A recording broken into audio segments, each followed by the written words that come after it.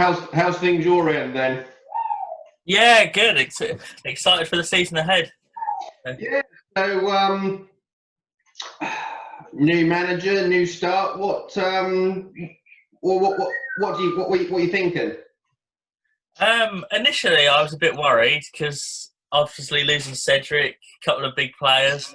I thought maybe we wouldn't be able to challenge for the promotion, but Steve seems to be putting a good squad together, so I'm a bit more confident than what I was now.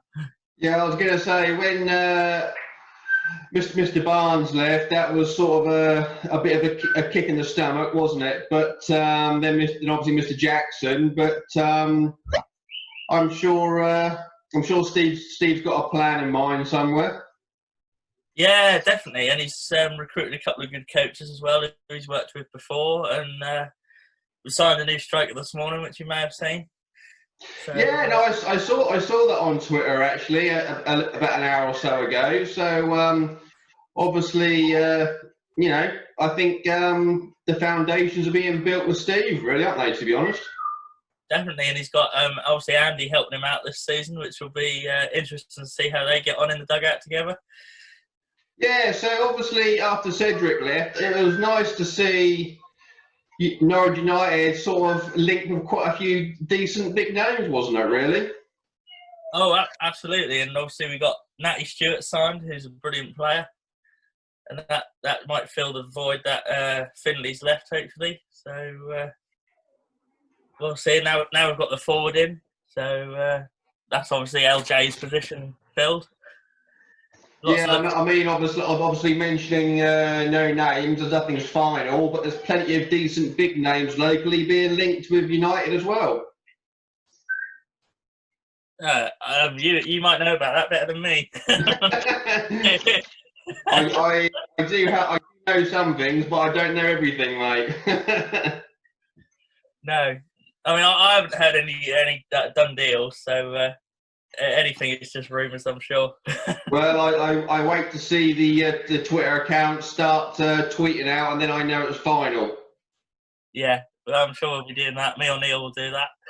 Excellent. So, what do you think? Steve coming back for the second time. Do you think? I don't know. Some people say you should never go back, but then some people go back and they absolutely crack it and make a name for themselves, don't they? Sometimes. Yeah, they do say you should never go back, but I think it will work this time because he's got Andy with him to help out, and he's well known around the club, and everyone likes him, and he didn't leave on bad terms, so he's welcome back with open arms, of course. And I think everyone's looking forward to seeing him and seeing how he gets on. Yeah, so how did Steve get on when he was out the first time then? What was Steve's sort of Norwich United sort of journey then the first time he was there? Well, I wasn't actually with the club back then, so I don't actually know all the details, but he did well. He did, yeah. He didn't struggle while he was there. He sort of kept the club stabilised, and then he left at the beginning of the 17-18 season, I think it was. Yeah, can't be bad then. So obviously our good friend Norm has obviously stepped down from his duties, and you've now taken over as Fixture secretary, I understand. Yeah, and I knew about Norm going probably at the early stages of the lockdown, but that's been kept. We've managed to keep that very sort of quiet until we had sort of the right time to announce it, because Norm, bless him, he didn't want a fuss. He just wanted to disappear quietly, but we thought we needed to honour him after his unbelievable legacy at Norwich United. And then Neil and John, the chairman, asked me if I would like to take over. So I was more than happy to take them up on their offer, because they're a great club, and I'm looking forward to stepping up.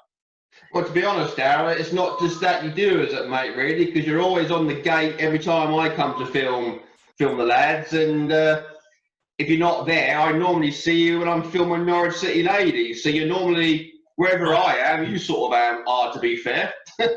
Yeah, I did the gates for both teams, so I sometimes did the gate all weekend up there. Oh, I didn't realise you did it for the girls as well. Yeah, I did the gate for the girls, but obviously they're not playing at Plantation Park anymore. They're now moving to the Nest up near the airport for the new season. Is that all finished now? Because last time I was up there was when I saw you when I filmed them against Sproulston Ladies in the Cup quarters, I think it was. And yeah, it was obviously very restricted where you could go, obviously on a building site. But since then to now, is it all finished and done and dusted?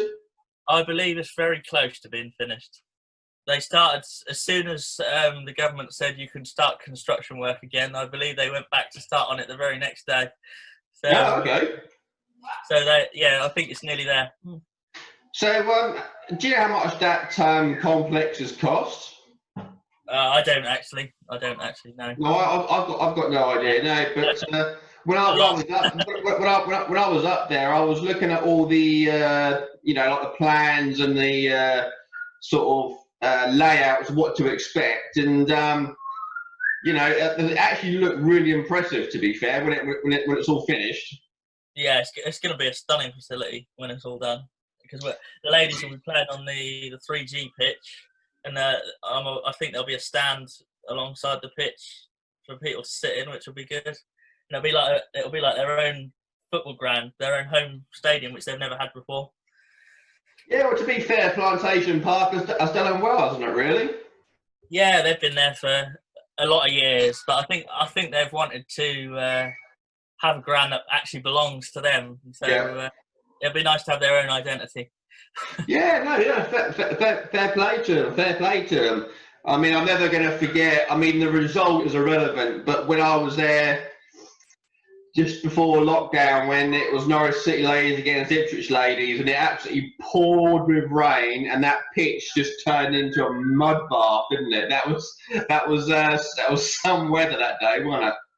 Yeah, I think if it had come a few hours earlier, that would have been called off. But it was too late. By the time it came properly, it was too late to call it off, and the rain did the damage to the pitch, and Ipswich. It's no real fault to the girls. You've got the seniors, and then you've got the under 23s, you've got the under 18s, you've got all the warm ups on it. That pitch does take a lot of heavy foot traffic, doesn't it? Really. Yeah, well, there's 4 teams use it, so sometimes you get 4 games a week on it: Saturday, Sunday, Tuesday night, Thursday night. Yeah, you can have 4 or 5 games on it a week sometimes. Sure. Yeah, no, like I say, has there been much pitch renovations go on since lockdown, or is it sort of just as you were? I'm aware they have been. John and David have sort of been looking after the pitch up there. I know David Probert, one of the volunteers, was up there all the first 2 weeks of the lockdown every day, and he goes up there every Friday to sort of tend to the grounds up there. So it's been looked after, and I think they're doing some work on it this coming week, which Steve Eastow's asked them to do. So ahead of hopefully some friendlies being able to restart. Yeah, I saw. Hopefully, like you say, fingers crossed. There might be 1 or 2 friendlies able to start going ahead, and I hopefully on the sidelines with a camera again and starting to see people again and getting some football going again, mate. Yeah, it'd be nice, because last time I watched football was 14th of March, I think it was. I went to Harleston was my last game before the lockdown. So okay, you went down to Harleston, did you? Yeah, on that final Saturday before everything closed down. Oh, okay. Yeah, Harleston against Blowfield. That was the last time I watched a football match. Oh, okay. But it'll be nice to get around the grounds again and see everyone at Plantation Park again. So I understand we're hoping on some news on that this week. Yeah. I've just seen through social media. Hopefully, like you say, should be some news and bits and pieces. Hopefully, coming through, and yeah, it'd just be nice to get back to doing what we do best, mate. Really. Yeah, no, I don't see it being a safety issue because there's a lot more high risk things going on already. People going around shopping centres and things. So I don't know why they haven't given the go ahead already, but they've got to do what they've got to do, haven't they? Make sure it's all safe. Yeah, well, I suppose, someone said to me yesterday on social media that there's more risk in having a haircut these days, having someone quite close to you cutting your hair than there is actually standing on the sideline of a football game. And I thought, well, maybe you've got a point there. Yeah, but I guess the haircut thing was just more of a high priority to get that out. Yeah, well, to be fair, mate, I look awful now, but I look absolutely awful with 3 months of having no hair. The amount of grey hair come through was absolutely embarrassing, but there you go. Everyone's like that, I think. Oh dear. So your role as fixture secretary then, mate. What have you got to do, and what is your responsibility for it with the club then? So 4 days before every home game, I've got to send an email to the visiting team with the details of the match, the time, what colour kit we're wearing, shirt, shorts, socks, etc. I think what hospitality is on offer for the directors, and all that sort of stuff. And then on a match day, my job will be to liaise with Steve and Andy to get the team, and then I have to write down the official team sheet, and then liaise with the referees and the opposition secretary to exchange team sheets about an hour, 45 minutes before kick-off. And then during the game, I'll be watching the game, updating the Twitter, and then I'll have to send some figures to the FA, attendance and result, I think, after the game. So quite a bit going on, which will be good. And that is just all as a volunteer role? Yeah, completely volunteer. Exactly what Norman did. Well, full respect to you, mate. Because at the end of the day, without people, I put it on the intro video I put on Twitter yesterday. Without volunteers, football doesn't happen really, and that paragraph you just mentioned is a brilliant example of how volunteers are important to non-league football and to local football to make games actually happen behind the scenes. Yeah, they are, and every club has them, and they're sort of not recognised, a lot of them. Which a lot of people turn up. They know the players, they know most of the players, but they don't know about all the support staff behind the scenes. So I guess you probably have quite a few supporters. Do any of the supporters also lend a hand to do anything here and there on match days, or is it just you and a select few? We've actually got quite a few now. We're quite lucky. We have there's me who did the gate, and now I've come up to secretary. We've got David who looks after sort of the grounds, and he does the bar on a match day. And we've got a couple of supporters who we let into the ground for free, who sort of help us out with the half-time rush and things. So we're well equipped with numbers at the moment, so we're quite lucky. Well, it sounds very similar to Norton Athletic. It sounds like you guys are also a very tight knit, sort of more of a family than the club, really. Yeah, I mean, everybody knows everyone, and we like to have people working who the chairman knows and trusts, because he's very important with trust. So he's got. Well, I suppose it's with anything these days, mate. In the day, it's not your name that's on the line. It's actually the club's name and reputation in the day, isn't it? Yeah, definitely. But John's very happy to trust us with running his match days while he watches the football. So it's great to be part of it. So, how many years have you been volunteering at Plantation Park then?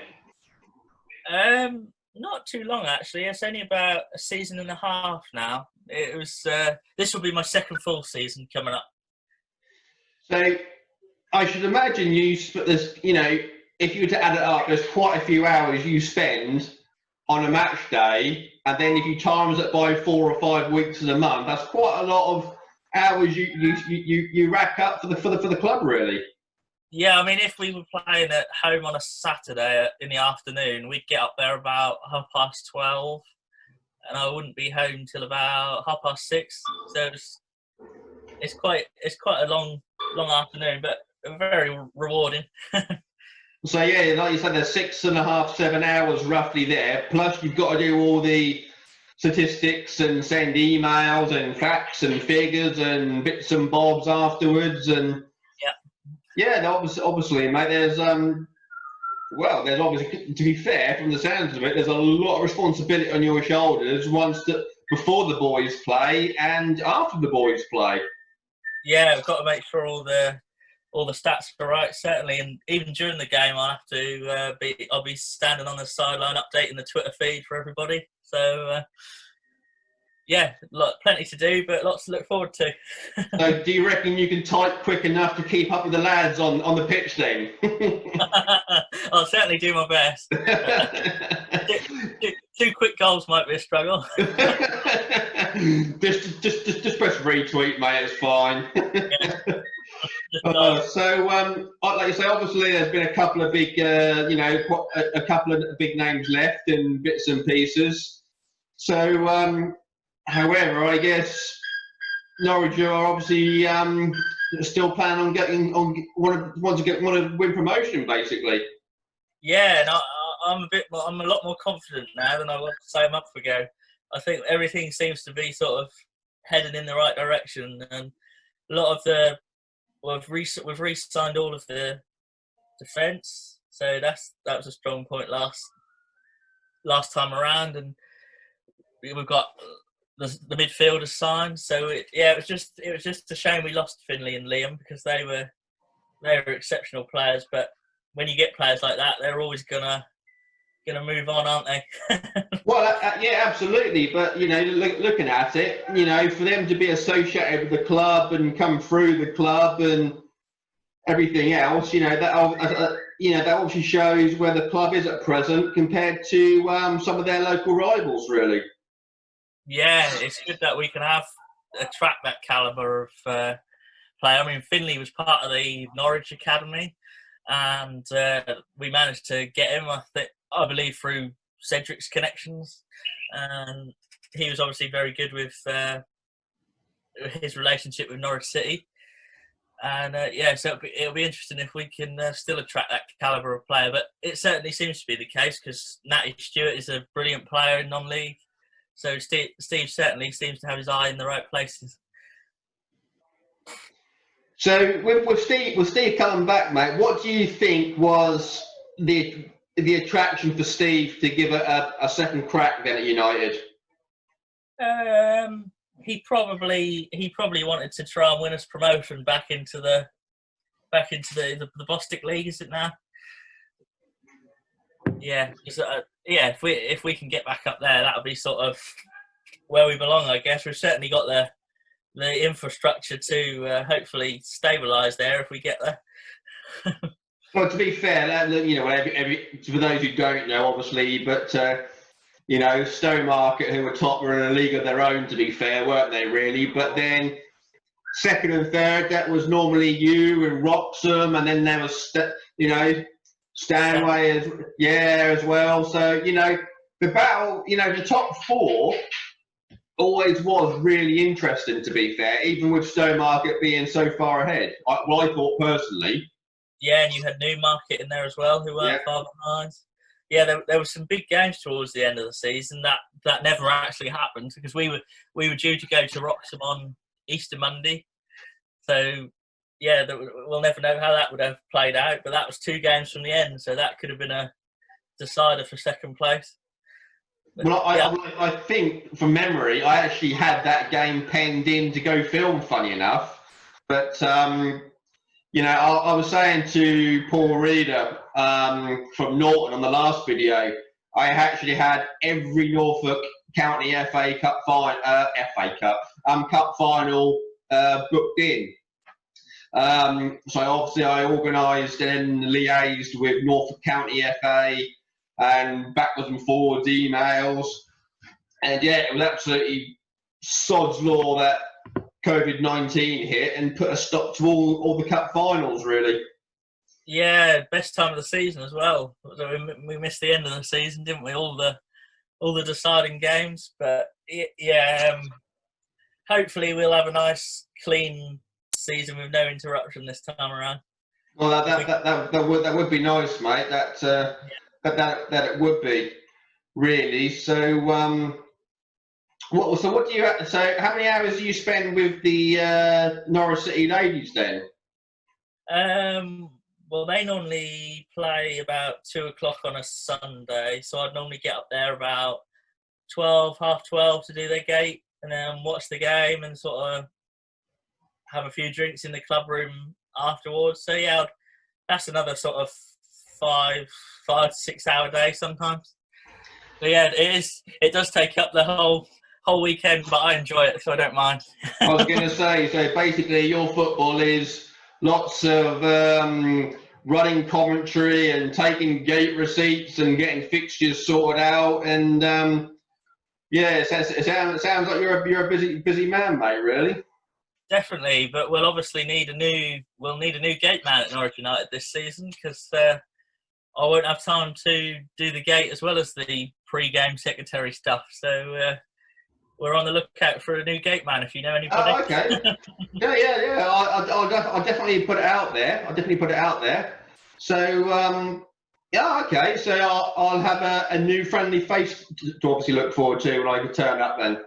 You will. We don't know who that'll be yet. That might be someone in house. It might be someone who we bring in. We don't know yet. So it's still something we need to sort out once we know when we're back in business. So having said that, going from ladies and senior, for me personally, didn't the under-18s do fairly well last year? I think they would like to obviously done a lot better, but I think with disruptions to waterlogged pitches and bits and pieces, they didn't play nowhere near as many games as the likes of Dis or Yarmouth under-18s did.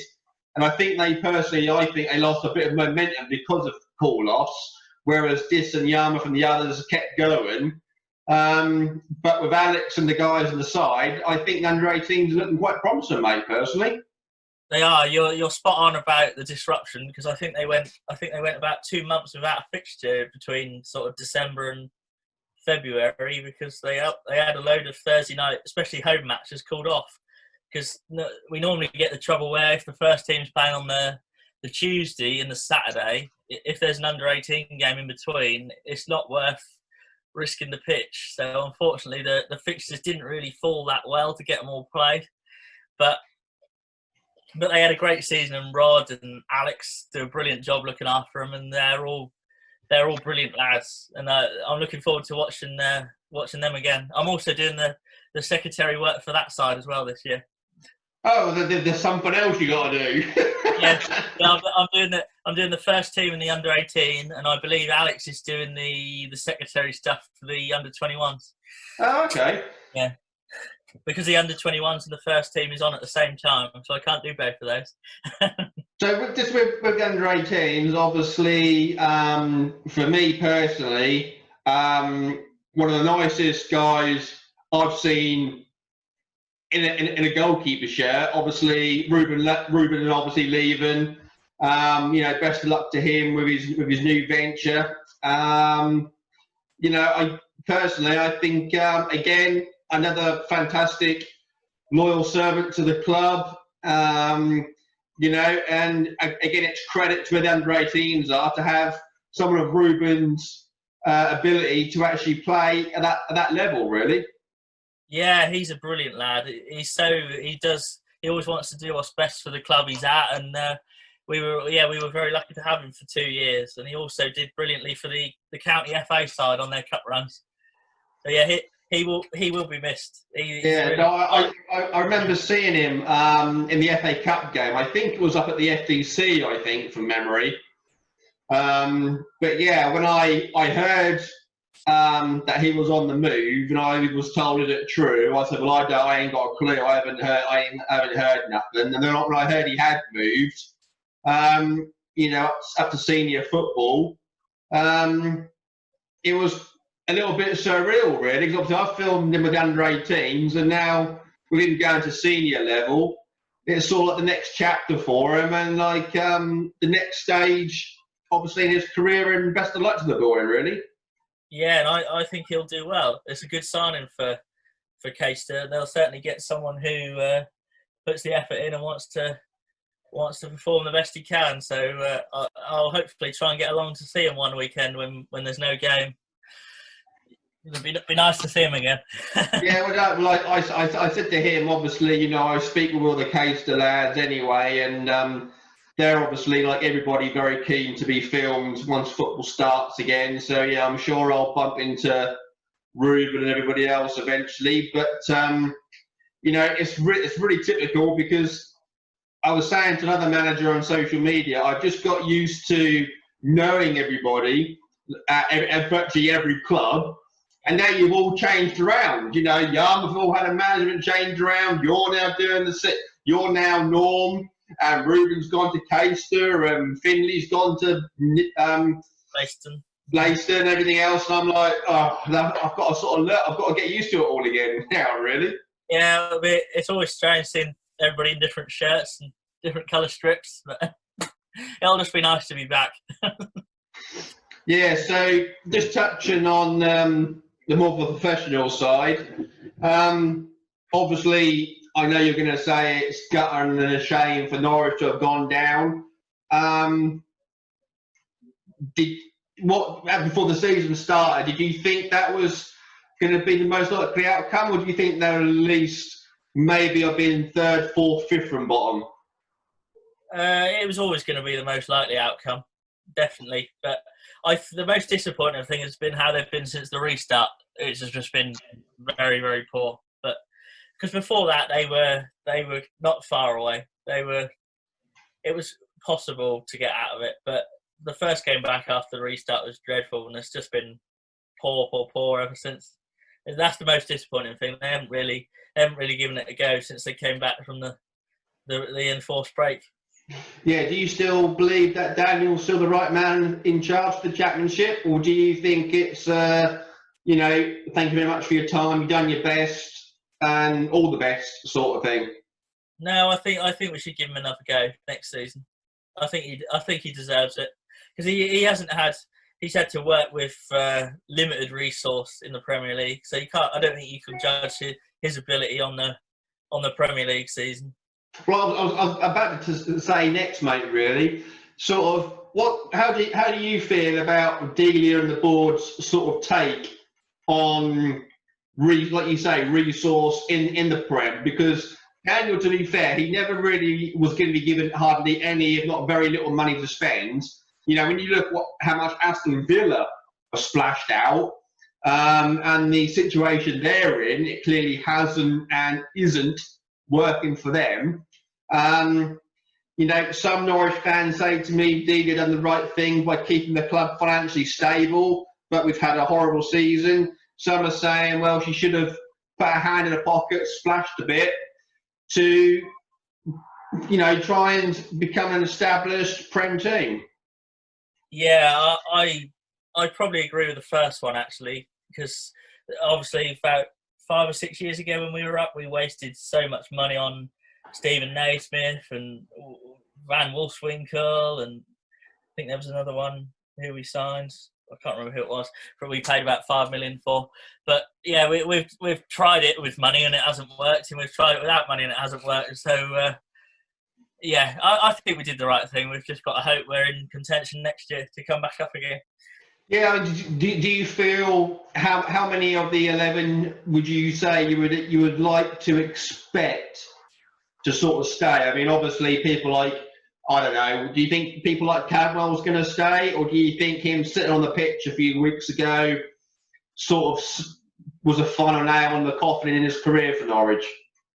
I think probably Cantwell and Lewis will go. I don't know about any of the others. I think the poor form since the restart might mean we keep more than we thought we were going to. Well, yeah, I suppose you say that looking at it. Like you say, with your outlook on the poor form, that might actually work in the favour and keep one or two there to have a fresh start for next year. Yeah, because they've certainly done nothing to increase their value since the restart, have they? Yeah, well, I don't know. You know, when Sky was sort of saying, you know, Norwich just turned up, it was like a pre-season friendly, their fate was always, you know, signed and sealed. But, you know, I always say until it's mathematically not possible to stay up, you're in with a chance. Yeah, and the most disappointing thing is we had 5 winnable home games, and we've took nothing from them. We thought before the break for the COVID, we thought, yeah, you could potentially win all 5 home games, and that would have been enough. But I don't think we've even scored. We haven't even scored at home apart from in the FA Cup since the restart. Yeah, it's been very disappointing. So, I mean, obviously, well, you would do, because obviously I wouldn't obviously watch Norwich or the players or anything, but with the players you think that could possibly go, what sort of value would you put on them roughly? Ooh, that's a tricky one. I think you've got to be looking at probably at least 15 to 20 million. Otherwise, there's no point us getting rid of them, I don't think, unless they want to go, unless they insist on going. I don't think we should, and we're not in a position where we have to accept offers. So I think we should hold out for as much money as we can. Yeah, I mean, apart from the emotions and going through the motions, would you rather have this nickname as the Yo-Yo Club, or would you rather actually be an established Prem team, but potentially always be in the bottom half and just making the numbers up sort of thing?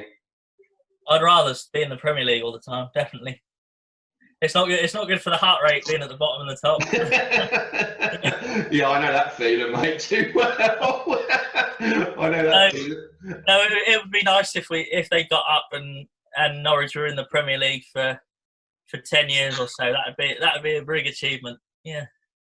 So, I mean, for me personally, I don't really know if I don't know. Do you think someone like Tim Krul would stay between the sticks?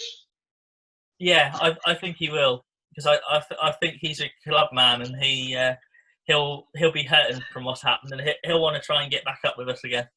Yeah, I mean, to be honest, mate, I mean, you know, put a rivalries to one side and all that nonsense.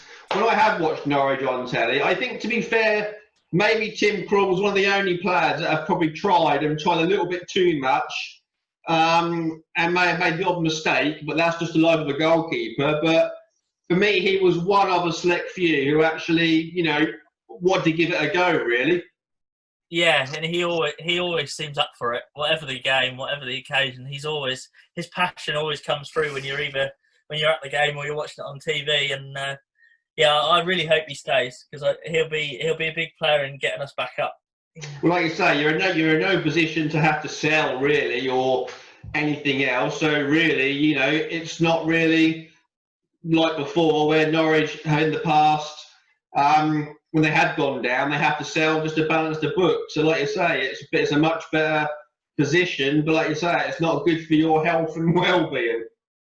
No, definitely not. No, but last time we obviously had to sell James Maddison, didn't we? So, but this time it's nice that the club can sort of dictate who they sell and try and keep who they want to keep. And yeah, the club are more in charge of it this time.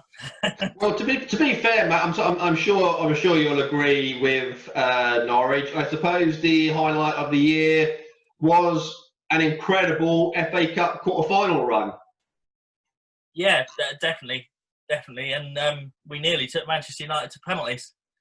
Yeah, well, to be fair, Man United, they were very, very, ordinary. I think they expected it to be a lot easier than it was, and I think Norwich were up for it more than United, to be fair. But quality just come through at the end with fitness, I think. But like you say, you were very, very close to putting one of the biggest teams in the world out of the FA Cup. We were, and if it had gone to penalties, you might have fancied Tim Krul to have a big say in that as well. So that was a shame we didn't get to see what happened there. Yeah, but I don't know if you know, but I think I heard somewhere that every time whoever Norwich were playing next, opposition-wise, Tim Krul always had written down somewhere that who took penalties and where they put the penalty, if that makes sense. Yeah, I believe he had it written down on his drinks bottle. That's it, yeah. Yeah. I heard that Krul would actually write down, player A, B, C, and the position they put the ball and everything else, and fair play to him. That's not illegal or anything. And I thought that was actually very, very, very clever, really. Yeah, he's certainly a player who does his research, definitely.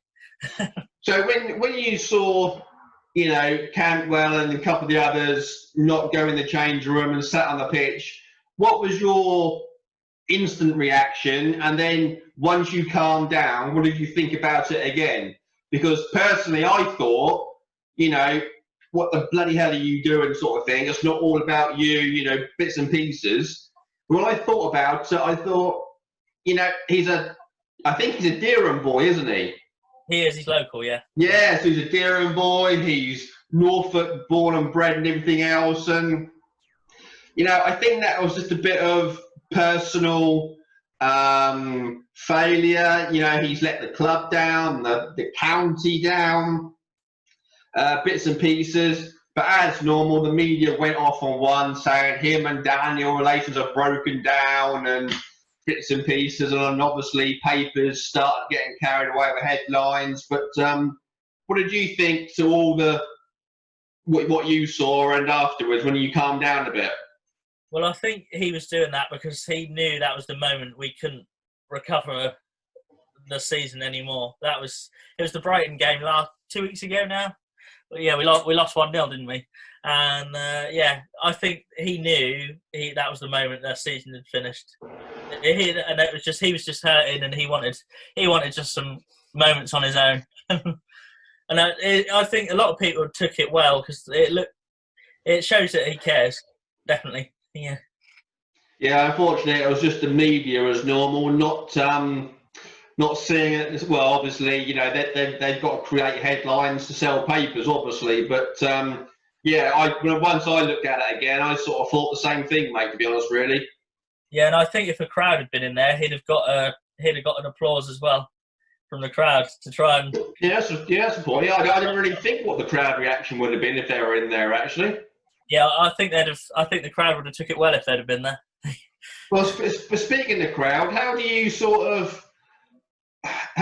about all this crowd noise in stadiums as a bit of sound effect? What do you sort of think to it?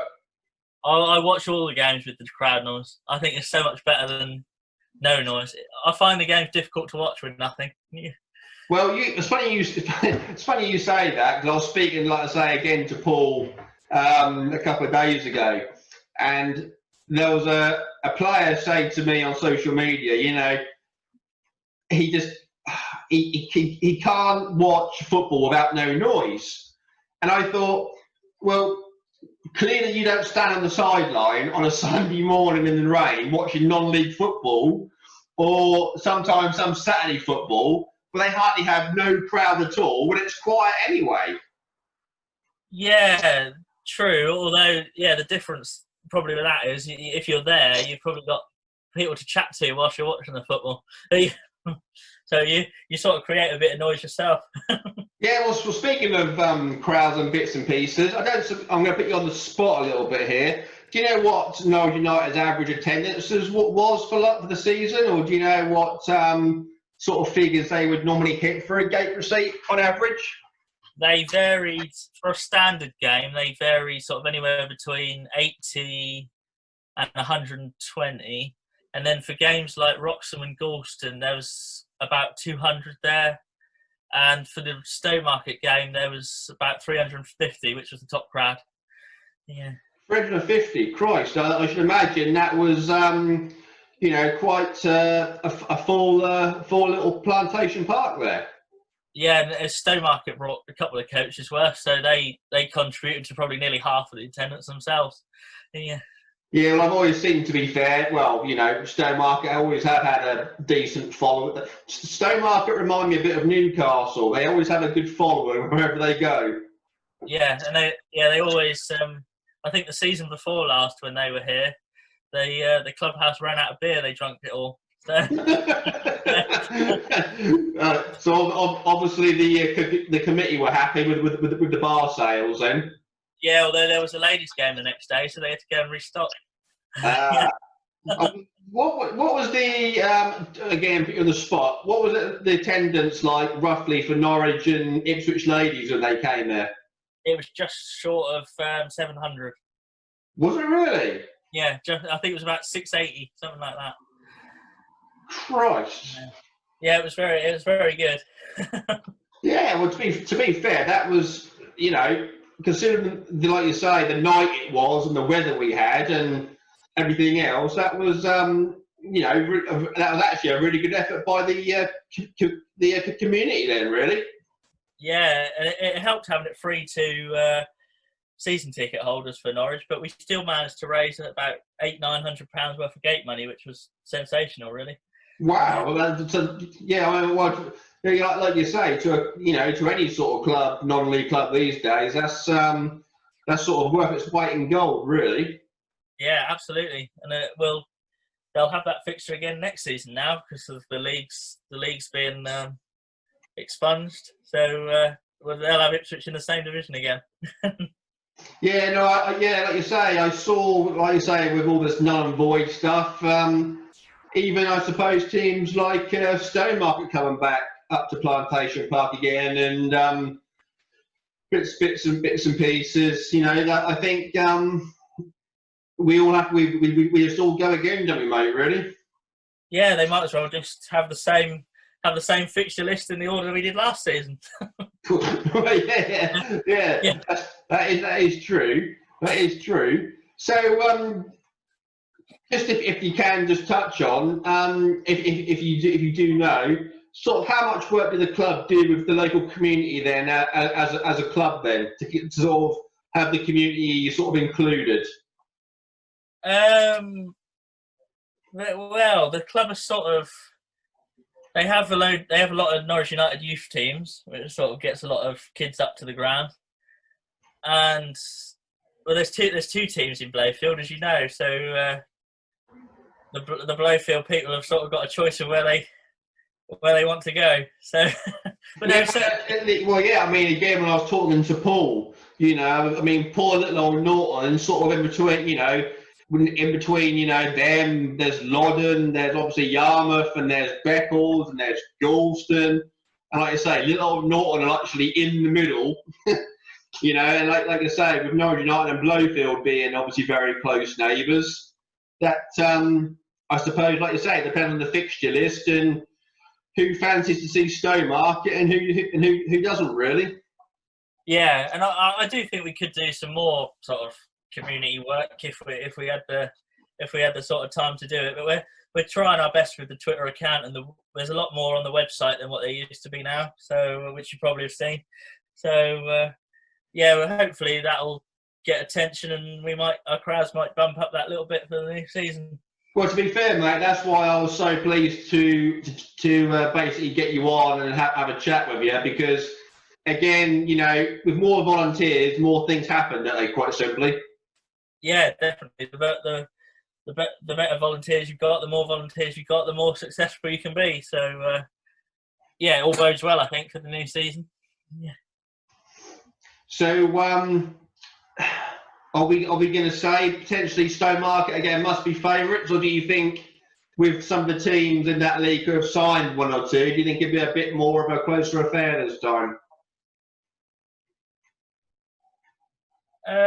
I'd like to think it would be closer, but I think you still have to favour Stowmarket for the title, certainly. Yeah, I'd certainly take second place. Yeah, I think, like you say, you, Wroxham, Stanway, Newmarket, I think you'd all be happy with second place, really. But out of the 4 or 5 of you, unfortunately, only one of you can have it, really. Yeah, and hopefully it'll be us. But no, Wroxham will be strong, and I know Holt has signed for them again, so it'll be interesting to hear if he can fire as much as he did last time around, because he had a really good season for him last time. So yeah, well, to be fair, it's funny you say that, because I was talking to Holty on the sideline at the last under-18s game I was filming at Plantation Park.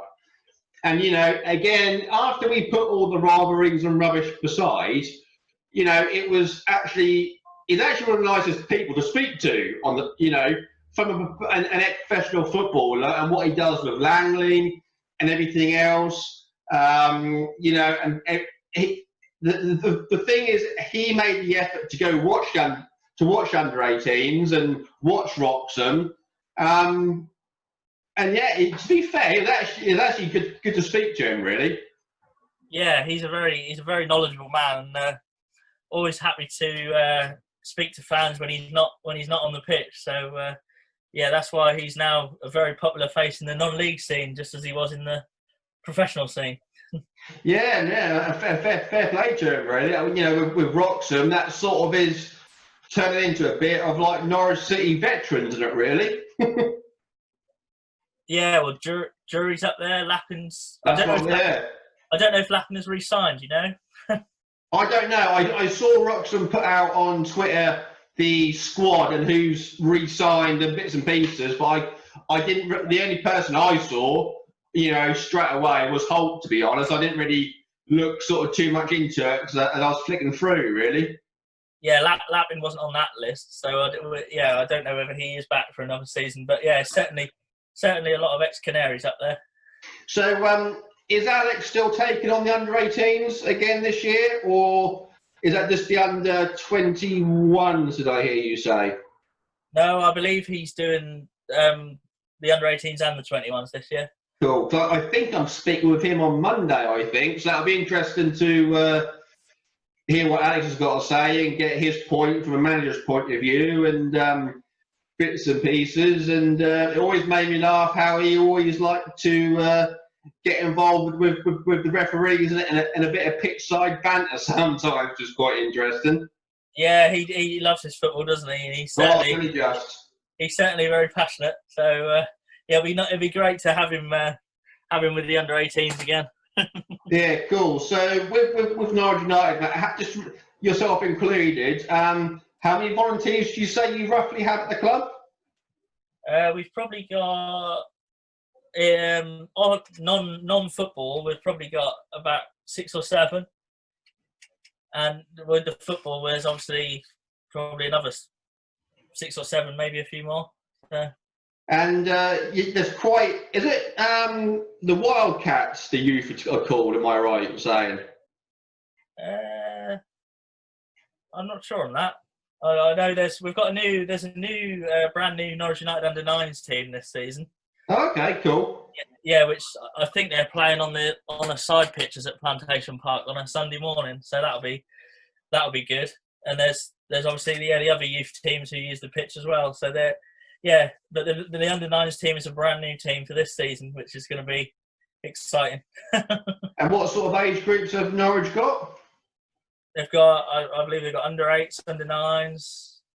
I think up to about 12. I think there's an under-10s and an under-12s team.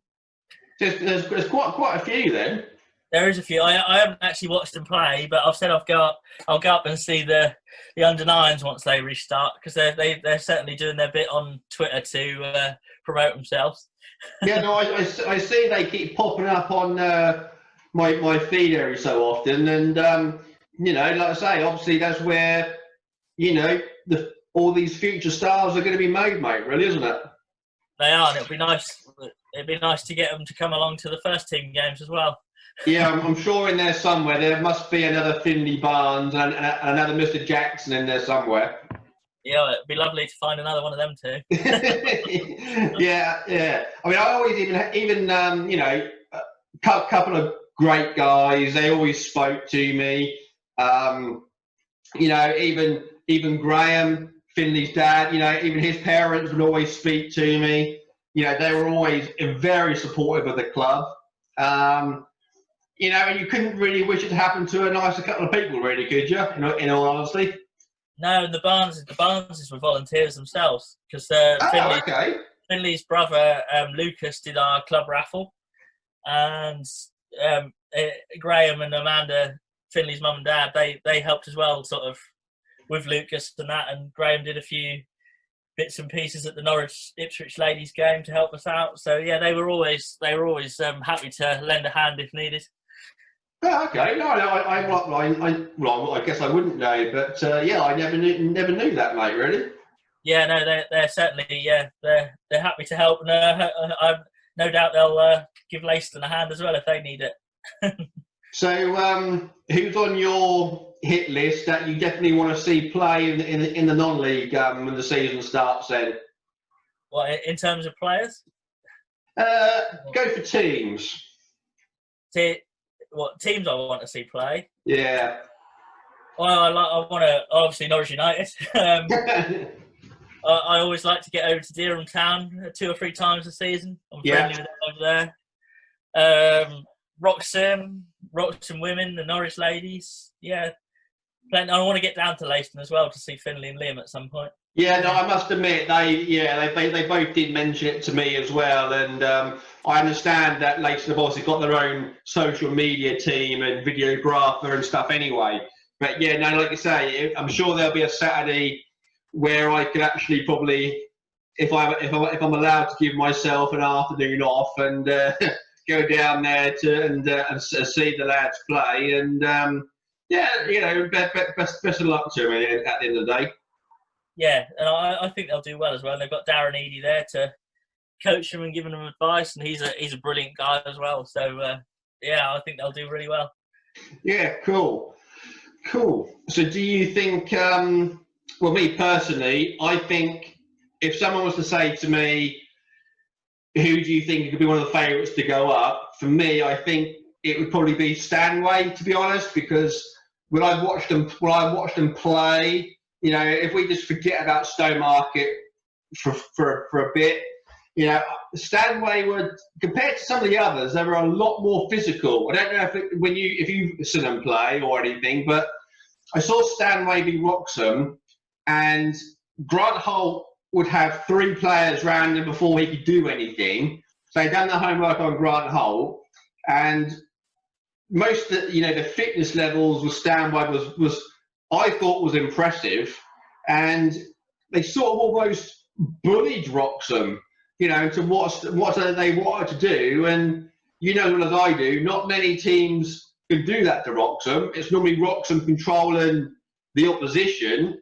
But yeah, I don't know. So I was just impressed with Stanway last year. Yeah, they don't concede many goals. They're very hard to break down. Although having said that, we did draw 4-4 at their place. Yeah. 4-4. Yeah, we drew 4-4 there. but apart from that game, they don't concede many goals. No, I must admit they were very, very organised against Wroxham. But yeah, that was a very good game of football, mate. Personally, so yeah, I've just got to look for a new friendly face at Plantation Park and look for you on the sideline somewhere, or have a phone to your ear, no doubt. Yeah, I'm sure it won't take you long to find me when you get there. I'll be about somewhere. Yeah, no. Is Norm going to still come down, do you know, and see everyone and carry on still as a friendly face? Yeah, he plans to come down as much as he can. I think he wants to try and go to some new non-league grounds that he hasn't been to before.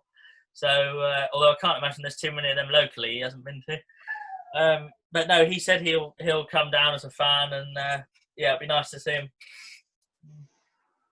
Yeah, I was going to say, I must admit, I was, really sort of, I was really taken when I heard when like I say, I saw it break when Norm was stepping down, and I thought, oh no, because again, Norm was someone that had come over from the club and speak to me and everything else, and like you say, how he'd volunteer and put his time in and everything else, and yeah, like I say, but unfortunately, even with players and managers, football carries and moves on, mate, in the day.